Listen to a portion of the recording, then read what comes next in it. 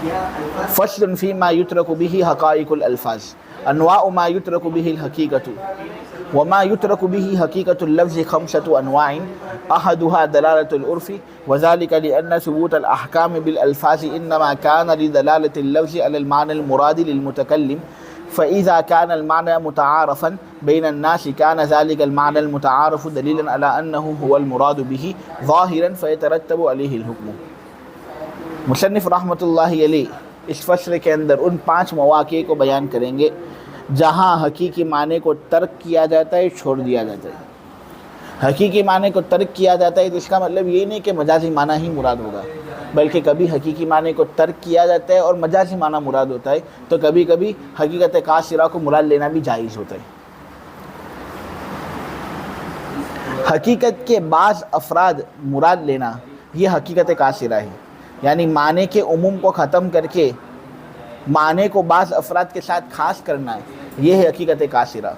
तो कभी होता ये है कि हकीकी माने को छोड़ दिया जाता है और मजाजी माना मुराद होता है, तो कभी होता ऐसा है कि हकीकी माने को छोड़ दिया जाता है और उसके बाद अफराद को मुराद लिया जाता है, और इसी को हकीकत कासिरा कहा जाता है। तो यहाँ इस फसले के अंदर वो 5 मौक़े आपके सामने बयान किए जाएंगे जहाँ लफ्ज़ की हकीकत को छोड़ दिया जाता है, उसके बाद या तो फिर मजाजी माना मुराद होता है या फिर हकीकत कासिरा को मुराद लिया जाता है। हकीकत कासिरा किसको कहते हैं?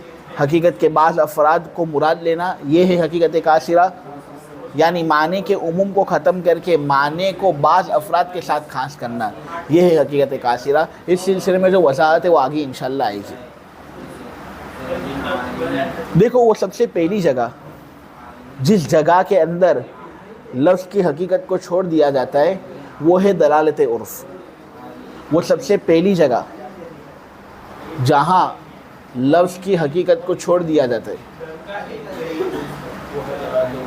वो पहली जगह है दलालत उर्फ़। दलालत उर्फ़ किसको कहते हैं?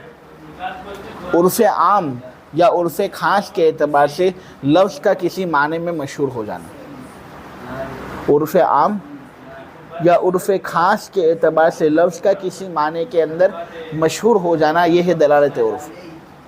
तो यहाँ एक बात हमको समझनी है वो है उर्फ़ आम, और दूसरी बात जो हमको समझनी है वो है उर्फ़ ख़ास। उर्फ़ आम किसको कहते हैं? उर्फ़ आम का मतलब है तमाम लोगों का उर्फ़, तमाम लोगों का रिवाज, और उर्फ़ ख़ास का मतलब है लोगों की किसी मखसूस जमात का उर्फ़, लोगों की किसी मखसूस जमात का रिवाज। समझे? तो उर्फ़ आम तमाम लोगों का रिवाज है, तमाम लोगों का उर्फ़ है, और उर्फ़ ख़ास मखसूस जमात का उर्फ़ और मखसूस जमात का रिवाज है। दलालत उर्फ़ कहते हैं उर्फ़ आम को मद्देनज़र रखो, तमाम लोगों का उर्फ़ मद्देनज़र रखो, तमाम लोगों का रिवाज मद्देनज़र रखो, या ख़ास लोगों का रिवाज मद्देनज़र रखो, ख़ास लोगों का उर्फ़ मद्देनज़र रखो, उनका तौर तरीक़ मद्देनज़र रखो, मखसूस जमात का तौर तरीक़ मद्देनज़र रखो, उर्फ़ आम के एतबार से या उर्फ़ ख़ास के एतबार से।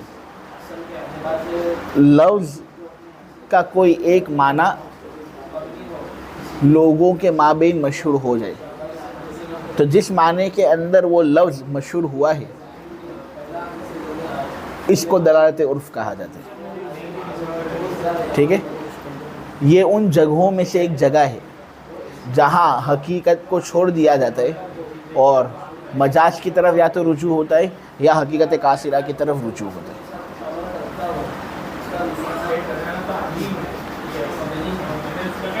एक लफ्ज़ है जिसका एक हकीकी माना है और एक लफ्ज़ है ऐसा जिसका एक मजाजी माना है।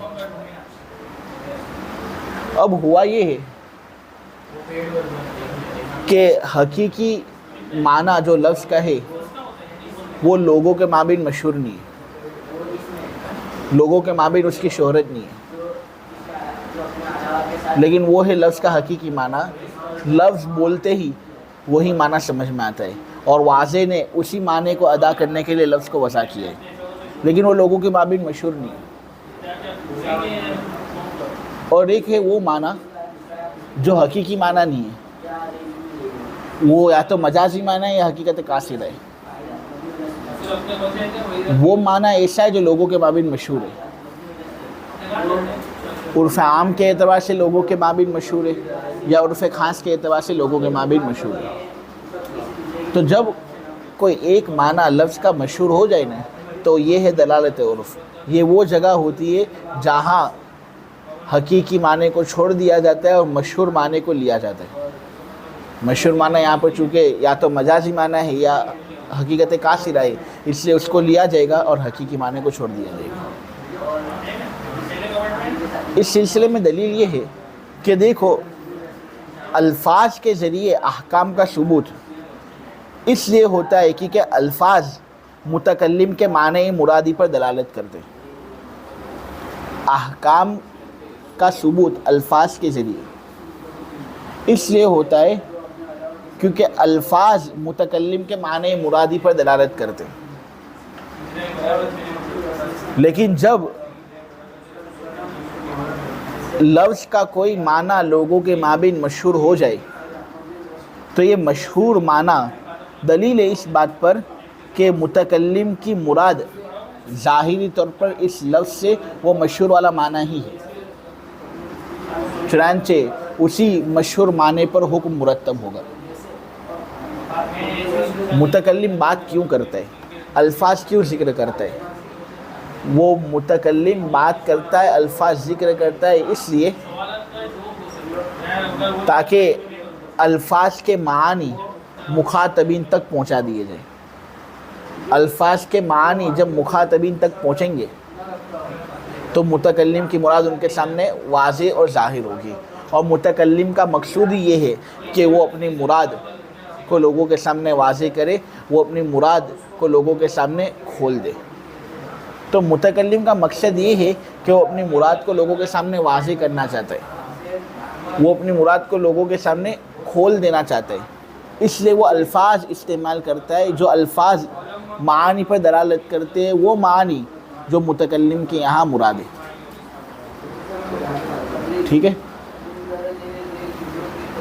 اب اگر لفظ کا کوئی ایک معنی ایسا ہے جو لوگوں کے مابین مشہور ہے، متکلم کے جو مخاطبین ہیں ان کے مابین لفظ کا ایک معنی مشہور ہو چکا ہے، تو ظاہر سی بات ہے متکلم کیا کرنا چاہتا ہے؟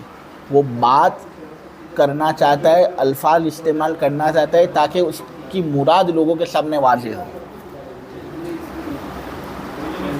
اس کا معنی مرادی لوگوں کے سامنے واضح ہو. وہ اس سے الفاظ استعمال کرنا چاہتا ہے. اب اگر کسی لفظ کا کوئی معنی لوگوں کے مابین مشہور ہے، یہی بات متکلم کے لیے مناسب ہے نا کہ وہ مشہور والا معنی مراد لے اس لفظ سے. وہ لفظ بول کر ایسا معنی تو مراد لے گا نہیں جو لوگوں کے مابین مشہور نہیں، کیونکہ اگر وہ ایسا معنی لفظ بول کر مراد لے رہا ہے جو لوگوں کے مابین مشہور نہیں تو پھر وہ اپنی مراد کو پہنچا ہی نہیں سکے گا، کیونکہ لوگ وہی سمجھیں گے جو ان کے یہاں مشہور ہے. مشہور چیزوں کا غلبہ لوگوں پر ہوتا ہے، وہی چیز وہ سمجھتے ہیں جو ان کے یہاں مشہور ہے. تو اگر لفظ کا کوئی ایک معنی لوگوں کے مابین مشہور نہیں ہے تو لوگ وہ معنی سمجھیں گے نہیں. اس لیے لفظ کے ذریعے سے متکلم وہی معنی مراد لے گا جو لوگوں کے مابین مشہور ہے تاکہ اس کی مراد لوگوں تک آسانی سے پہنچا دی جائے. اسی لیے اگر کوئی مشہور معنی لوگوں کے مابین پیش ہو جائے اور لفظ ذکر کیا جائے اور اس لفظ سے وہ مشہور معنی ہی لوگوں کے یہاں مراد ہوتا ہو تو اس صورت میں اس لفظ کا حقیقی معنی اگرچہ کوئی دوسرا ہو لیکن وہاں پر حقیقی معنی کو دلالت عرف کی وجہ سے چھوڑ دیں گے ہم، اور جو مشہور معنی ہے اس کو ہم مراد لیں گے. اب خواہ وہ مشہور معنی مجاز کی شکل میں ہو، خواہ وہ مشہور معنی حقیقت قاصرہ کی شکل میں ہو. دوسرے الفاظ میں اس طرح سمجھو کہ الفاظ کی وضع افہام اور تفہیم کے لیے ہوئی ہے تاکہ متکلم مخاطب سے ایسی بات کرے کہ مخاطب الفاظ کو سن کر متکلم کی مراد سمجھ لے.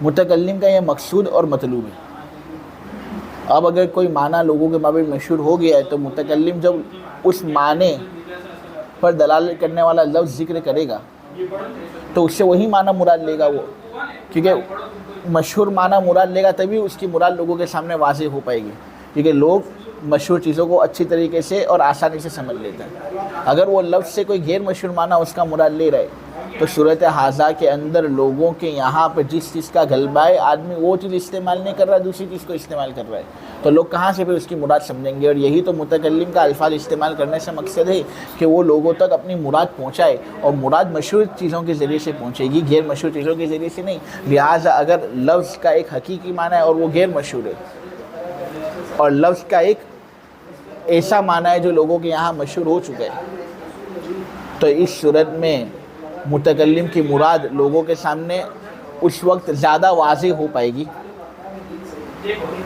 आसानी से वाज़ेह हो पाएगी उस वक्त जब मशहूर माना मुराद लिया जाए।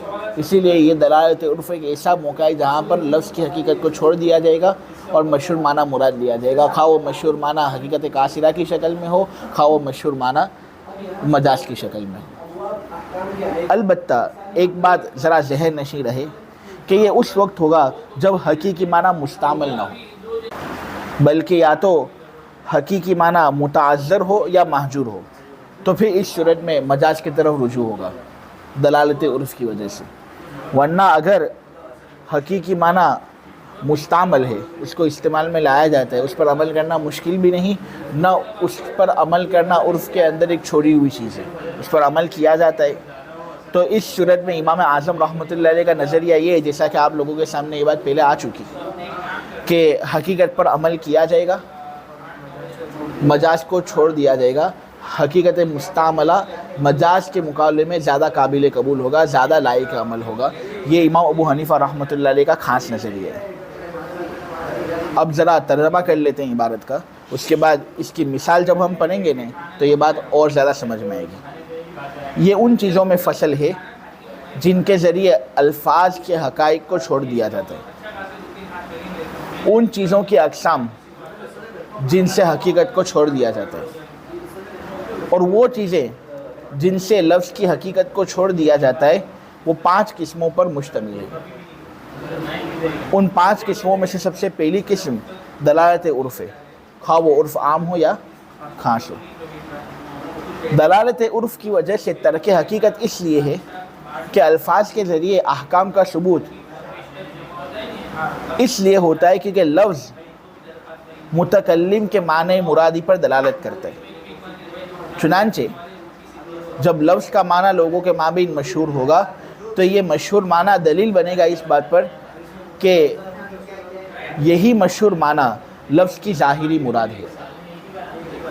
जो मुतकल्लिम ने तलफ़्फ़ुज़ किया है, जो मुतकल्लिम ने अल्फाज बोले हैं, उन अल्फाज का ज़ाहिरी माना और ज़ाहिरी मुराद यही मशहूर माना है। चुनांचे इसी मशहूर माने पर हुक्म मुरतब होगा, यानी लफ्ज़ के हकीकी माना मुराद होने के बजाय लफ्ज़ के मुतारफ़ माना मुराद होंगे, यानी लफ्ज़ के हकीकी माना मुराद होने के बजाय लफ्ज़ के मुतारफ़ माना मुराद होंगे। मिसालुहु लौ हलफ़ ला यश्तरी रअसन फ़हुव अला मा तआरफ़हु अन्नासु फ़ला यहनसु बिरअसिल उस्फ़ूरी वल हमामति। साहिब उसूल शाशी रहमतुल्लाह अलैह दलालत उर्फ़ की वजह से तर्क हकीकत की मिसाल आप लोगों के सामने बयान करना है। वो ये कहते हैं कि अगर किसी आदमी ने कसम खाई कि वल्लाहि ला अश्तरी रअसन, अल्लाह की कसम मैं खरीदूंगा नहीं सर को, आदमी कसम खाता है अल्लाह की कसम मैं सर को नहीं खरीदूंगा, तो इस सूरत में फ़ुक़हा ये हुक्म लगाते हैं कि अगर वो गाय के सर को खरीदता है, भैंस के सर को खरीदता है, या बकरी के सर को खरीदता है, बकरे के सर को खरीदता है, तो इस सूरत में हालिफ हानिस होगा। लेकिन अगर वो चिड़िया के सर को खरीदता है या कबूतर के सर को खरीदता है तो इस सूरत में हालिफ हानिस नहीं होगा। वजह इसकी ये है कि यहाँ दलालत उर्फ़ की वजह से हकीकी माने को छोड़ दिया गया है और हकीकी माने को छोड़कर हकीकत कासिरा को मुराद दिया गया है। تفصیل ذرا سمجھیں. دیکھو جب آدمی یہ قسم کھاتا ہے اللہ کی قسم میں سر نہیں خریدوں گا، تو یہاں سر کا حقیقی معنی جو ہے وہ ہر سر پر بولا جائے گا. سر کا حقیقی معنی ہر سر پر بولا جائے گا، خواہ وہ سر بھینس کا سر ہو، خواہ وہ سر مرغی کا سر ہو، خواہ وہ سر کبوتری کا سر ہو، کبوتر کا سر ہو، چڑیا کا سر ہو، بھینس کا سر ہو، گھوڑے کا سر ہو، جو بھی سر ہے سب سر پر یہ سر کا لفظ بولا جائے گا. تو راس اور سر کا جو حقیقی معنی ہے وہ سب سروں پر اور سب راس پر بولا جاتا ہے. ٹھیک ہے، لیکن آدمی جب لوگوں کے سامنے یہ قسم کھائے کہ اللہ کی قسم میں راس نہیں خریدوں گا، میں سر نہیں خریدوں گا، تو اس صورت میں لوگ راس والے لفظ کا مشہور معنی سمجھتے ہیں، غیر مشہور معنی نہیں سمجھتے. راس کا مشہور والا معنی سمجھتے ہیں، غیر مشہور والا معنی نہیں سمجھتے. اور راس کا مشہور والا معنی وہ راس اور سر ہے جو ہوٹلوں میں پکائے جاتے ہیں اور جو ہوٹلوں میں بیچے جاتے ہیں. راس کا جو معنی مشہور ہے وہ سر ہے جو ہوٹلوں کے اندر پکائے جاتے ہیں، جو ہوٹلوں میں بیچے جاتے ہیں. اب میں یہ کہوں کہ ہوٹلوں کے اندر مرغی کا سر بیچا جاتا ہے، ہوٹلوں کے اندر چڑیا کے سر کو بیچا جاتا ہے، کیا ہوٹلوں کے اندر کبوتر کے سر کو بیچا جاتا ہے؟ ہوٹل کے اندر ان سروں کو بیچا نہیں جاتا. ہوٹلوں کے اندر تو گائے کے سر کو بیچا جاتا ہے، ہوٹلوں کے اندر تو بکری کے سر کو بیچا جاتا ہے، بکرے کے سر کو بیچا جاتا ہے، بھینس کے سر کو بیچا جاتا ہے. ان سروں کو ہوٹلوں کے اندر بیچا جاتا ہے. معلوم ہوا کہ راس کا جو معنی متعارف ہے نا، وہ معنی جو عرف کے اندر مشہور ہے وہ گائے کا سر، بھینس کا سر اور بکرے کا سر ہے. تو یہاں دلالت عرف موجود ہے نا کہ عرف عام کے اعتبار سے لفظ کا ایک معنی لوگوں کے مابین مشہور ہو چکا ہے. ٹھیک ہے، تو اس وجہ سے حقیقی معنی کو چھوڑ دیا جائے گا اور حقیقت کاسرہ کو ہم مراد لیں گے. لہٰذا ہوگا یہ کہ اس نے اگرچہ قسم کھائی کہ میں سر کو نہیں خریدوں گا، تو اس صورت میں اگرچہ حقیقی معنی کا تقاضا یہ ہے کہ چڑیا کے سر کو کھانے سے بھی اور خریدنے سے بھی وہ ہانس ہو جائے گا، کبوتر کے سر کو خریدنے سے بھی وہ ہانس ہو جائے گا، مرغی کے سر کو خریدنے سے بھی وہ ہانس ہو جائے گا، جس طرح گائے، بھینس، بکری کا سر خریدنے سے وہ ہانس ہوگا. حقیقی لفظ کا تقاضا تو یہی ہے، لیکن یہاں پر دلالت عرف کی وجہ سے حقیقی لفظ کے معنی کو چھوڑ دیا جائے گا اور حقیقت کاسرہ کو ہم مراد لیں گے. ہم کہیں گے کہ اگر گائے کا سر خریدتا ہے تو ہانس ہوگا، بھینس کا سر خریدتا ہے، بکری کا سر خریدتا ہے تو ہانس ہوگا، لیکن چڑیا، کبوتر، مرغی کا سر خریدنے سے وہ ہانس نہیں ہوگا. اگر خریدتا بھی ہے تبھی وہ اپنے قسم پر برقرار ہے، اس پر گناہ نہیں آئے گا، نہ کفارہ اس پر لازم ہوگا. اب یہاں پر راس کا جو معنی آپ لوگوں نے مراد لیا ہے وہ ہے گائے کا سر، بھینس کا سر اور بکری کا سر وغیرہ. ٹھیک ہے، جو ہوٹلوں کے اندر بیچے جاتے ہیں، پکائے جاتے ہیں، وہ سر یہاں پر مراد ہے. سر کے تمام افراد میں سے بعض سر کو حکم سے نکالا گیا اور بعض سر پر حکم کا ترتب ہوا نہیں، یعنی معنی عموم کو ختم کر کے معنی خاص کو پیدا کیا گیا کہ تمام سر مراد نہیں کہ جس میں چڑیا کا بھی سر آ گیا، کبوتر کا بھی سر آ گیا، بکری کا بھی سر آ گیا، بھینس کا بھی سر آ گیا. تمام سر مراد نہیں، بلکہ سر کے معنی عموم کو ختم کر کے بعض سر، یعنی گائے کا سر، بھینس کا سر، بکری کا سر فقط یہ مراد ہے. تو معنی عموم کو ختم کر کے بعض افراد پر تخصیص ہوئی یا نہیں، تو یہ حقیقت کاسرہ ہی ہے. تو یہاں پر دلالت عرف کی وجہ سے ہم نے राज के माने उमूम और हकीकी माने को छोड़ दिया और हकीकत कासिरा को मुराद लिया, यानी उसी के बाद अफराद पर हमने हुक्म का तरत्तुब किया। लिहाजा गाय भैंस का सर खाने से, बकरा बकरी का सर खाने से, खरीदने से वो हानिश होगा, लेकिन चिड़िया कबूतर का सर खरीदने से वो हानिश नहीं होगा। बात समझे? ये दलालत उर्फ़ की वजह से हकीकी माने को तर्क किया जाता है, उसकी एक मिसाल आपके सामने बयान है। इसकी मिसाल यानी दलालत उर्फ़ की वजह से तर्क के हकीकत की मिसाल ये है कि अगर कोई आदमी कसम खाता है कि वो रास नहीं खरीदेगा, सर नहीं खरीदेगा, तो वो कसम उस सर पर मामूल होगी जिसको लोग उर्फ़ में जानते पहचानते हैं। चुनांचे आदमी चिड़िया के सर को खरीदने से या कबूतर के सर को खरीदने से हानिश नहीं होगा, बल्कि गाय भैंस का सर खरीदेगा तो वो हानिश होगा। वकज़ालिक लौ हलफ़ ला यअकुलु बैज़न कान ज़ालिका अलल मुतआरफ़ि फ़ला यहनसु बितनावुलि बैदिल उस्फ़ूरी वल हमामति। साहिब उसूल शाशी रहमतुल्लाहि अलैह दलालत उर्फ़ की वजह से तर्क हकीकत की दूसरी मिसाल यहाँ बयान कर रहे हैं और कहते हैं कि अगर कोई आदमी ये कसम खाए कि अल्लाह की कसम ला आकुलू, मैं नहीं खाऊंगा बैज़न, अंडे को। कोई आदमी ये कसम खाए अल्लाह की कसम मैं नहीं खाऊंगा अंडे को, तो इस सूरत में अगर वो मुर्गी का अंडा खाता है तो हानिश होगा, अगर वो बतख का अंडा खाता है तो हानिश होगा। ऐसा अंडा खाता है जिसको लोग उर्फ़ में जानते पहचानते हों तो फिर आदमी हानिश हो जाएगा। लेकिन अगर कोई आदमी कसम खाता है अल्लाह की कसम मैं अंडा नहीं खाऊंगा, उसके बाद वो चिड़िया का अंडा खा लेता है, कबूतरी का अंडा खा लेता है, चाइना चला गया सांप का अंडा खा लिया, अल्लाह बचाए, तो इन सब चीज़ों की सूरत में आदमी हानिश नहीं होगा। ये मसला था।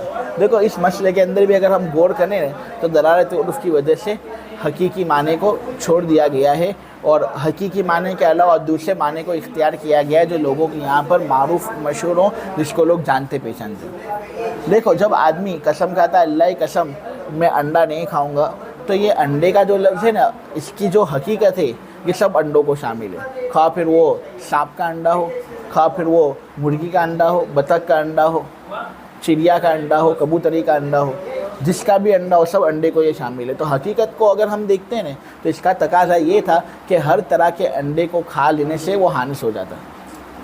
चिड़िया का अंडा खा लेने से भी, सांप का अंडा खा लेने से भी, कबूतरी का अंडा खा लेने से भी वो हानिश हो जाता।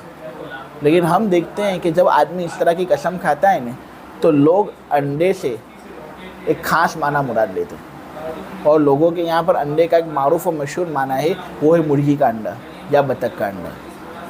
बराबर, मुर्गी का अंडा और बतख का अंडा ये लोगों के यहाँ मशहूर होता है। बेज का लफ्ज़ जब बोला जाए तो इसका मशहूर और मारूफ माना ये मुर्गी और बतख का अंडा ही होता है। लिहाजा जब उर्फ़ के एतबार से कोई माना लोगों के यहाँ मशहूर हो जाए तो उसको दलालत उर्फ़ कहते हैं और दलालत उर्फ़ की वजह से हकीकत को छोड़ दिया जाता है। तो यहाँ पर भी हम ऐसा ही करेंगे, हकीकी माने को छोड़ देंगे और ये फ़ैसला लगाएंगे कि हर तरह का अंडा खाने से वो हानिश नहीं होगा, बल्कि फ़कत मुर्गी या बतख का अंडा खा लेने से वो हानिश होगा। अगर चिड़िया का अंडा, कबूतरी का अंडा, सांप वगैरह का अंडा वो खा लेता है जो लोगों के यहाँ पर मारूफ और मशहूर नहीं, तो इस सूरत में वो हानिश नहीं होगा, अपनी कसम पर बरकरार रहेगा, गुनहगार नहीं होगा,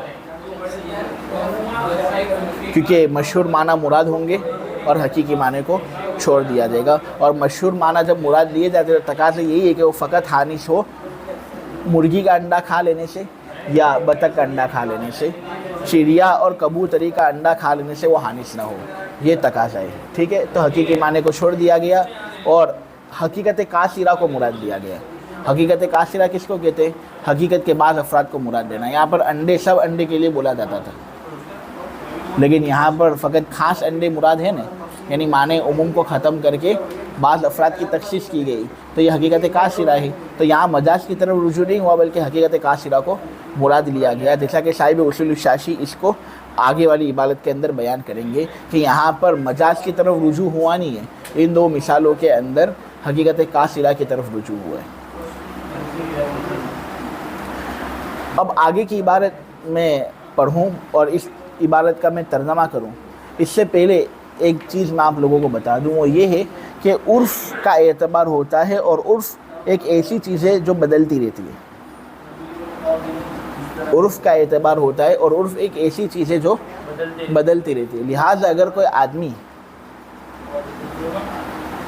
یہ قسم کھائے کہ اللہ کی قسم میں انڈا نہیں کھاؤں گا، یا یہ قسم کھائے کہ میں سر کو نہیں خریدوں گا، تو اس صورت میں جو معنی مشہور ہوگا نا فی الحال اس کا اعتبار ہوگا.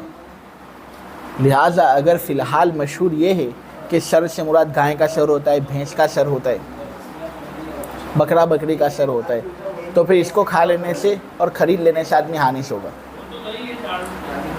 انڈے سے جو معنی عرف کے اندر مشہور ہیں وہ مرغی کا انڈا، بطخ کا انڈا ہے، تو اس کو کھا لینے سے آدمی حانث ہوگا.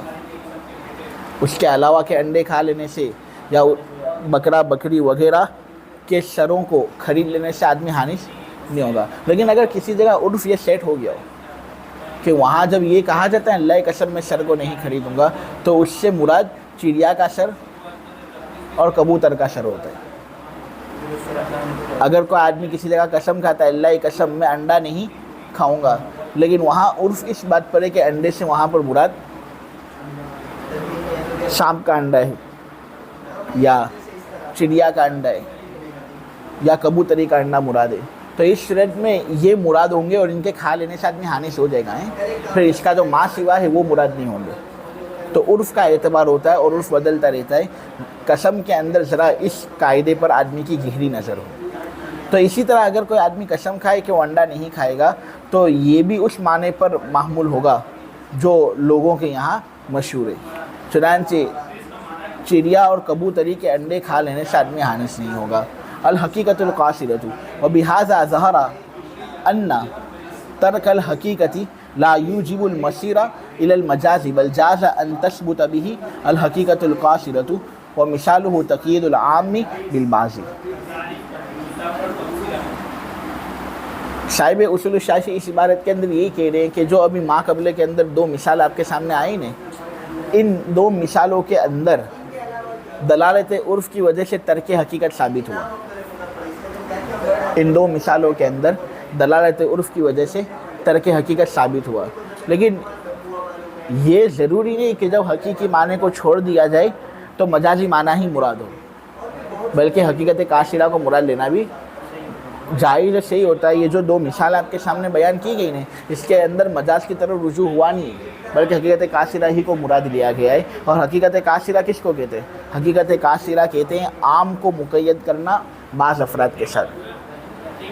ایک لفظ حقیقی ہے اور وہ ایک جمعیت پر دلالت کرتا ہے، عمومی معنی اپنے اندر لیے ہوئے ہے. تم ان میں سے بعض افراد کو خارج کر دو اور بعض افراد ہی پر حکم کو ثابت کرو، تخصیص کر دو، تو یہ حقیقت کاصرہ. مطلق کو مقید کرنا یہ بھی حقیقت کاصرہ کی قبیل سے ہے. مطلق کو کسی قید کے ساتھ مقید کر دیا یہ بھی حقیقت کاصرہ کے قبیل سے ہے. خیر، اس عبارت کے اندر تو یہی بات بتائی جا رہی ہے کہ جو مذکورہ دو مثالیں آپ کے سامنے بیان ہوئی اس کے اندر ترک حقیقت مجاز کی طرف رجوع کو مستلزم نہیں، بلکہ کبھی مجاز کی طرف رجوع ہوتا نہیں ہے ترک حقیقت کے ہوتے ہوئے، بلکہ حقیقت کاصرہ کو مراد لیا جاتا ہے، جیسے یہاں پر حقیقت کاصرہ کو مراد لیا گیا. اور مزید دلالت عرف کی وجہ سے ترک حقیقت کی مثالیں صاحب اصول شاشی دے رہے ہیں، اور یہ بات کہنا چاہتے ہیں کہ یہاں مجاز کی طرف رجوع ہوا نہیں ہے بلکہ حقیقت کاصرہ ہی کو مراد لیا گیا ہے. جس سے یہ بات اور ہمارے سامنے واضح ہوتی ہے کہ دلالت عرف کی وجہ سے ترک حقیقت مجاز کی طرف رجوع کو مستلزم نہیں، بلکہ کبھی حقیقت کاصرہ کو مراد لینا بھی صحیح اور جائز ہوتا ہے. حقیقت کاصرہ، اور اس تقریر سے یہ بات ظاہر ہوئی کہ حقیقت کو چھوڑ دینا یہ اس بات کو ثابت نہیں کرتا کہ کہ اب مجاز کی طرف رجوع متعین ہو گیا ہے، بلکہ ہو سکتی ہے یہ بات کہ اس لفظ سے حقیقت قاصرہ کو ثابت کیا جائے، اور اس لفظ سے حقیقت قاصرہ ثابت ہو، یہ ہو سکتا ہے۔ اس کی مثال عام کو مقید کرنا بعض افراد کے ساتھ۔ مثال آخر لدلالة العرف وكذلك لو نظر حجا أو مشيا إلى بيت الله تعالى أو أن يضرب بثوبه حتيم الكعبة يلزمه الحج بأفعال معلومة لوجود العرف۔ یہاں دلالت عرف کی وجہ سے ترک حقیقت کی مزید 3 مثالیں آپ کے سامنے بیان کی جا رہی ہے، اور یہ بات یہاں پر ثابت کی جائے گی کہ یہاں پر دلالت عرف کی وجہ سے ترک حقیقت ہوا تو ہے، لیکن مجاز کی طرف رجوع متعین نہیں ہوا، بلکہ حقیقت قاصرہ کو مراد لیا گیا ہے، اور یہ مراد لینا جائز بھی ہے۔ دیکھو، اگر کوئی آدمی منت مانتا ہے کہ میرا یہ کام اگر ہو جائے گا نا تو میں حج کروں گا، وہ اس طرح منت مانتا ہے کہ اگر میرا یہ کام ہو جائے تو میں حج کروں گا، تو یہاں فقہا یہ کہتے ہیں کہ اس طرح حج کی منت کرنے سے افعال معلومہ کے ساتھ حج اس پر لازم ہو جائے گا۔ حج کی اس طرح منت کرنے سے افعال معلومہ کے ساتھ حج کرنا اس پر لازم ہو جائے گا، اور یہاں پر یہ جو لازم ہوا نا، یہ دلالت عرف کی وجہ سے ترک حقیقت کی بنا پر لازم ہوا، اور پھر مجازی معنی مراد لیا گیا ایسا نہیں، بلکہ معنی متعارف مراد لیا گیا، لیکن وہ معنی متعارف حقیقت قاصرہ ہے نہ کہ مجاز۔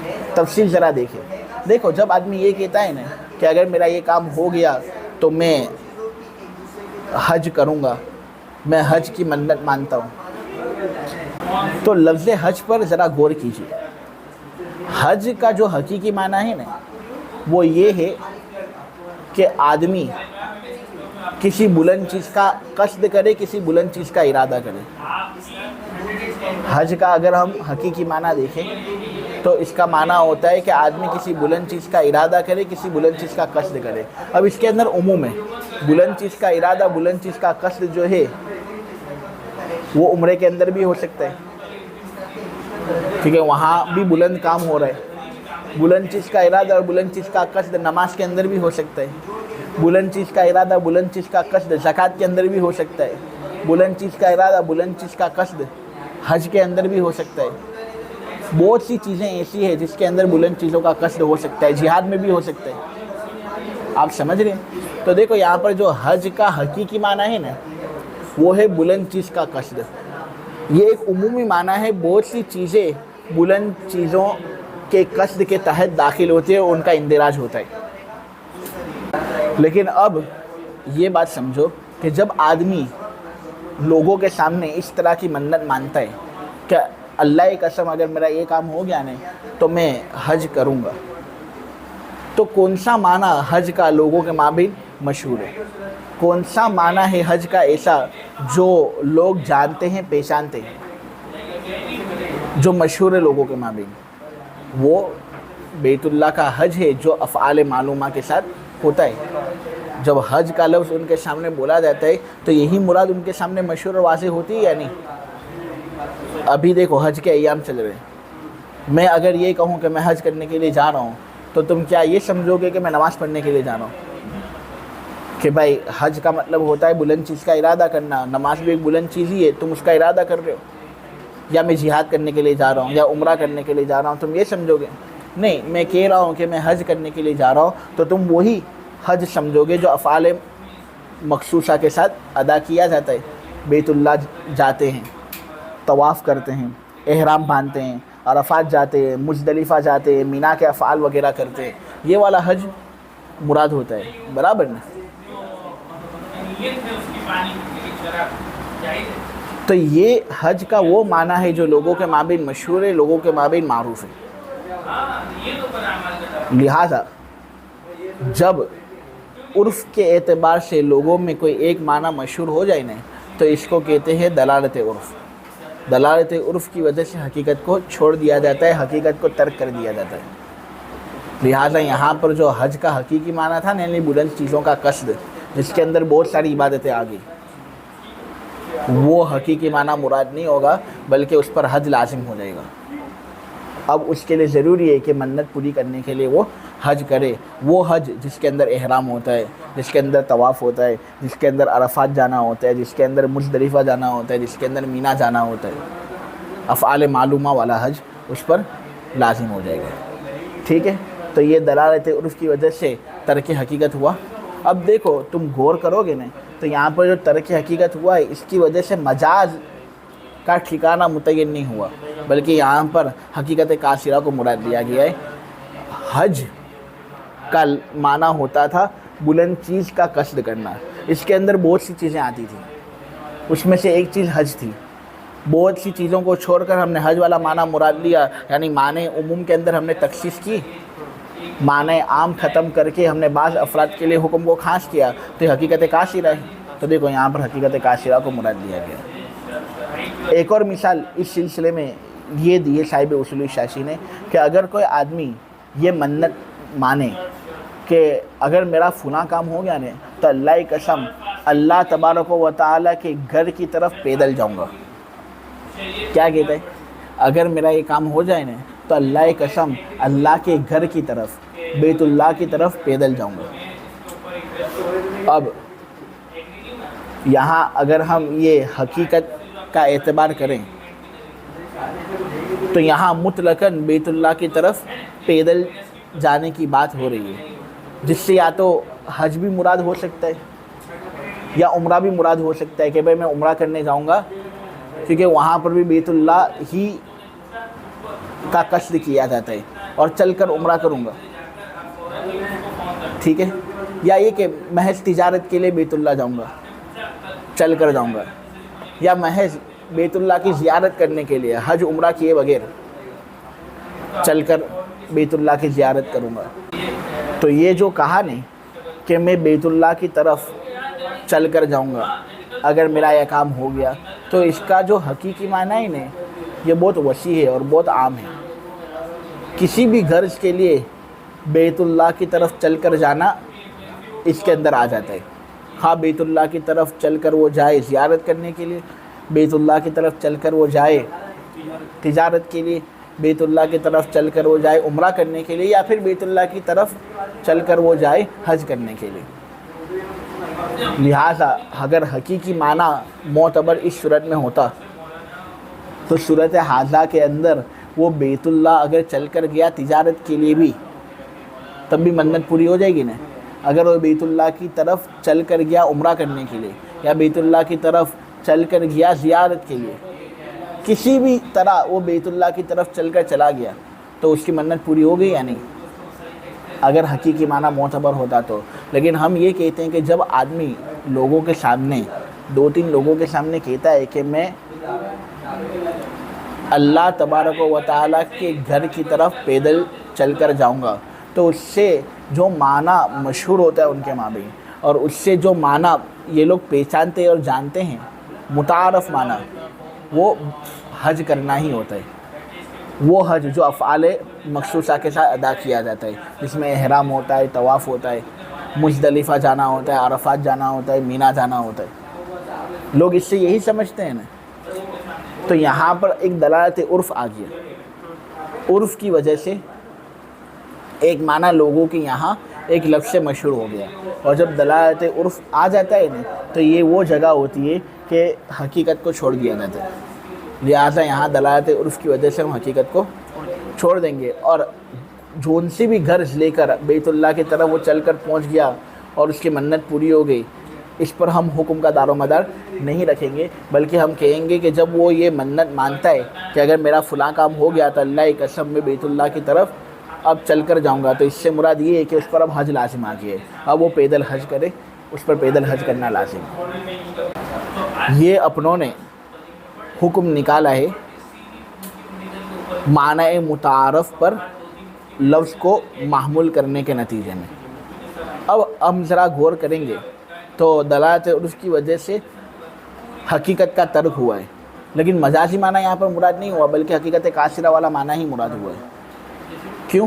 کیونکہ دیکھو بیت اللہ کی طرف پیدل جانا یہ ایک عنوان تھا جس کے تحت بہت ساری قسمیں آ گئی. عمرے کے لیے پیدل چلے جاؤ یا بیت اللہ کی زیارت کے لیے پیدل چلے جاؤ, تجارت کے لیے بیت اللہ کی طرف پیدل چلے جاؤ, یا حج کرنے کے لیے بیت اللہ کی طرف پیدل چلے جاؤ, سب اس کے اندر آ گئے. ان میں سے اپنوں نے اکثر قسموں کو باہر نکالا اور ایک خاص قسم پر اپنوں نے اس لفظ کو فٹ کیا, اور وہ پیدل بیت اللہ کا حج کرنا ہے. لہٰذا اگر کوئی آدمی اس طرح منت مانتا ہے کہ اللہ کی قسم اگر میرا یہ کام ہو گیا تو میں بیت اللہ کی طرف پیدل جاؤں گا, تو اس سے مراد پیدل بیت اللہ کا حج کرنا ہے. ٹھیک ہے, آخری مثال دے دے اور سبق سمیٹ لے. دیکھو صاحب اصول شاشی نے یہ بات کہی ہے کہ اگر کوئی آدمی یہ منت مانتا ہے کہ کعبہ کے حتیم پر اپنا کپڑا ماروں گا, کوئی آدمی اگر یہ منت مانتا ہے کہ کعبے کے حتیم پر اپنا کپڑا ماروں گا, تو اس طرح کا لفظ استعمال کرنے سے بھی اس پر حج لازم ہو جائے گا. سب سے پہلے حتیم کس کو کہتے ہیں یہ ذرا سمجھو. حتیم کعبے کی برابر میں خالی پڑا ہوا وہ حصہ ہے جو میزاب رحمت کے برابر میں. حتیم کعبے کی برابر میں خالی پڑا ہوا وہ حصہ ہے جو میزاب رحمت کے برابر میں. حتیم کعبے کی برابر میں خالی پڑا ہوا وہ حصہ ہے جو میزاب رحمت کے برابر میں. صاحب اصول شاشی کہتے ہیں کہ ایک آدمی نے یہ منت مانی کہ اگر میرا یہ کام ہو گیا نا تو اللہ کی قسم حتیم کعبہ کے پاس جاؤں گا اور وہاں پر اپنا کپڑا ماروں گا. اب دیکھو یہاں اگر حقیقی معنی کو ہم مد نظر رکھیں تو اس کا تقاضا یہ ہے کہ کسی بھی طریقے سے اگر اس نے حتیم کعبہ کے اوپر اپنا کپڑا مار لیا نا تو اس کی منت پوری ہوگی. اب حج کرنے کے لیے گیا ہو یا حج کرنے کے لیے نہ گیا ہو, عمرہ کرنے کے لیے گیا ہو اپنا کپڑا حتیم کعبہ پر مار لیا, یا تجارت کے لیے گیا ہو وہاں, زیارت کے لیے گیا ہو, کوئی بھی مقصد ہو, اپنا کپڑا حتیم کعبہ پر مار لیا تو منت پوری ہو جانی چاہیے. حقیقی لفظ اور حقیقی معنی کا تقاضا یہ ہے. لیکن صاحب اصول شاشی کہتے ہیں کہ ان کے زمانے کے اندر عرف یہ تھا کہ جب کوئی اس طرح کا لفظ استعمال کرتا نا تو لوگ اس سے بیت اللہ کا حج ہی سمجھتے. جب ایسا لفظ کوئی استعمال کرتا نا تو لوگ بیت اللہ کا حج ہی اس وقت سمجھتے تھے. یہ ایک ایسا معنی تھا جو لوگوں کے یہاں معروف و مشہور تھا کہ جب آدمی یہ کہتا ہے کہ میں کعبے کے حتیم کے پاس جاؤں گا اور وہاں پر اپنا کپڑا ماروں گا تو وہ دراصل یہ کہنا چاہتا ہے کہ میں بیت اللہ کا حج کروں گا, طواف کروں گا, احرام باندھوں گا, عرفات جاؤں گا, مزدلفہ جاؤں گا, مینا جاؤں گا وغیرہ وغیرہ, یہ مراد لیتا ہے. لہٰذا یہاں پر عرف کے اعتبار سے ایک معنی لوگوں کے یہاں مشہور ہو گیا تو یہ دلالت عرف ہے. جب دلالت عرف ہوتا ہے تو وہاں پر حقیقت کو چھوڑ دیا جاتا ہے. یہاں پر ہم حقیقت کو چھوڑ دیں گے اور جو عرفی معنی ہے, جو مشہور معنی ہے, اس کو ہم مراد لیں گے اور وہ ہے بیت اللہ کا حج کرنا. لہٰذا اس طرح کا جملہ کہنے سے اس پر بیت اللہ کا حج لازم ہو جائے گا. اب اس پر لازم ہے یہ کہ وہ بیت اللہ کا حج کرے تبھی اس کی منت پوری ہوگی. اگر وہ بیت اللہ کا حج نہیں کرتا تو اس کی منت پوری نہیں ہوگی. بات ذرا سمجھ میں آ گئی؟ اب ذرا ہم غور کریں گے نا تو یہاں مجازی معنی مراد نہیں ہوا بلکہ حقیقت کاسرہ کو مراد دیا گیا ہے. دلالت عرف کی وجہ سے ترک حقیقت مجازی معنی کو متعین نہیں کر رہی اور اس کو مستلزم نہیں ہے, بلکہ دلالت عرف کی وجہ سے ترک حقیقت یہاں حقیقت کاسرہ کو مستلزم ہو رہی ہے اور یہاں پر حقیقت کاسرہ کو مراد دیا جا رہا ہے. اس لیے کہ دیکھو حقیقت کاسرہ کہتے ہیں بعض افراد کو مراد لینا, عام کو ختم کرنا اور اس کے اندر خاص کا پہلو باقی رکھنا. تو ہوا یہ کہ حتیم کعبہ پر اپنا کپڑا مارنا یہ ایک عنوان ہے جس کے تحت بہت سی چیزیں آ گئی. زیارت کرنے کے لیے وہاں پر گیا تھا اور اس نے حتیم کعبہ کو اپنا کپڑا مار لیا. تجارت کے لیے گیا تھا یہ کر لیا، عمرہ کرنے کے لیے گیا تھا یہ کر لیا، یا یہ کہ حج کرنے کے لیے گیا تھا اور یہ کام اس نے کر لیا، طواف کرتے کرتے اس کا کپڑا حتیم کعبے کو لگ گیا۔ بات سمجھ میں آ رہی ہے؟ تو یہ بہت ساری قسمیں ہیں جن کا اندراج اس عنوان کے تحت ہو رہا ہے کہ اگر میرا کام ہو گیا تو اللہ کی قسم میں کعبے کی حتیم پر اپنا کپڑا ماروں گا۔ اب اپنوں نے بہت سارے افراد کو نکالا اور حج والا معنی اس کا مراد لیا، تو یہ بعض افراد کو مراد لینا ہوا یا نہیں؟ تو یہ حقیقت کاشر ہے۔ لہٰذا اگر کوئی آدمی اس طرح منت مانتا ہے تو اس کی منت اسی وقت پوری ہوگی جب وہ بیت اللہ کا حج کرے، اور اس طرح حج کرتے کرتے اس کا کپڑا حتیم کعبہ کو لگ جائے۔ یہ ہوگا تو پھر اس صورت میں منت پوری ہوگی، ورنہ اس کی منت پوری نہیں ہوگی۔ ٹھیک ہے؟ دلالت عرف کی دوسری مثالیں اسی طرح، اگر کسی نے منت مانی کہ وہ حج کرے گا، یا یہ منت مانی کہ وہ بیت اللہ کی طرف پیدل چل کر جائے گا، یا یہ منت مانی کہ وہ اپنا کپڑا حتیم کعبہ پر مارے گا، تو اس پر افعال معلومہ کے ساتھ حج لازم ہوگا عرف کے پائے جانے کی وجہ سے۔